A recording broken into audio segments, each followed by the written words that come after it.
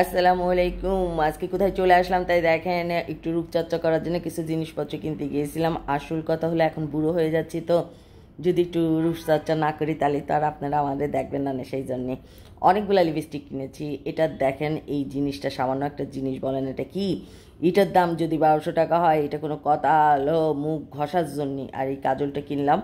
অনেক রকমের কাজল আমি কিনি, কিন্তু সেই কাজলগুলো আমাকে সেরকম আমি আরাম পাচ্ছি না কাজল মেখে। ওয়াটারপ্রুফই কাজল, কিন্তু তারপরেও আরাম পাই না।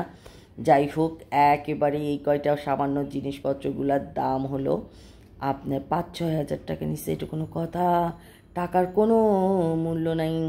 যাই হোক, আজকে আমরা চলে আসছি ইস্টার্ন প্লাজায়, কারণ আমরা সাধারণত কিছু হলেই ইস্টার্ন প্লাজায় চলে যাই। দুই বোন মিলে চলে আসছি আজকে ইস্টার্ন প্লাজায়।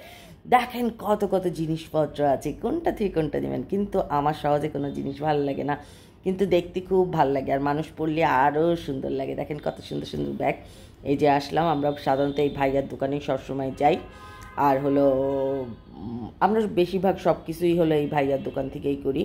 অনেক ভালো, অনেক ভালো ভাইয়াটা। অবশ্যই পরে একদিন ভাইয়ার দোকানে সাইনবোর্ড সহ দেখাই দিব, আপনারা সবাই সেখানে চলে যাবেন। আমাদের কথা বললেই অবশ্যই ডিসকাউন্ট পাবেন ভাইয়ার দোকানে আর কি। এই যে যাই হোক, আমরা এই যে জিনিসপত্রগুলো কিনে ফেললাম দেখেন।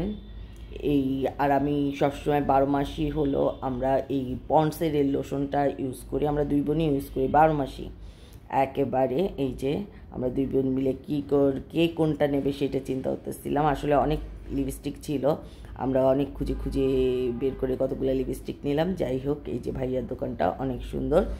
এখানে আমাদের কথা বললেই অবশ্যই আপনারা ডিসকাউন্ট পাবেন। এরপরে ভাইয়ের দোকানটা আমি দেখাই দেবো। এখন বেরোয় গেলাম ভাইয়ের দোকান থেকে, এখন দেখা যাক কি কি কিনি।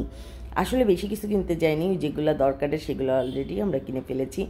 এই দেখেন বাচ্চাদের জিনিসপত্র, দোকানদাররা আমাদের ডাকতেছে আসেন এই জিনিসগুলা কিনেন, মানে এই যে কার্টুন টাটুন এইসব কিনেন। আমরা বলছি না রে ভাই, আমাদের এখন সব বাচ্চা কাচ্চা বড় হয়ে গেছে, এগুলা খেলার মতো বাচ্চা কাচ্চা এখন আমাদের নেই। এখন ব্যান্ডের দোকান ঢুকলাম একটা, কি মুনি হলো ব্যান্ড কিনবে সেই জন্যে, কিন্তু এই দোকানে যে ভালো লাগলো না, সেই জন্য আমরা অন্য দোকানে ঢোকার আবার ট্রাই করতেছি। এই যে দেখতেছি ব্যান্ডগুলো অনেক সুন্দর ছিল, সব ব্যান্ড সুন্দর না। তারপরে আমরা বেরোই চলে আসলাম। এই দেখেন ঢাকা শহরের জ্যাম, দেখেন আটকে রয়েছি বুঝেছেন। তারপরে হলো আস্তে ধীরে সুস্থে কোনো মতে আবার জ্যামটা সারলো, আবার একটু রওনা দিলাম। বলছেন আমরা দুই বোনই মানিক রতন এই দুটো, বুঝেছেন।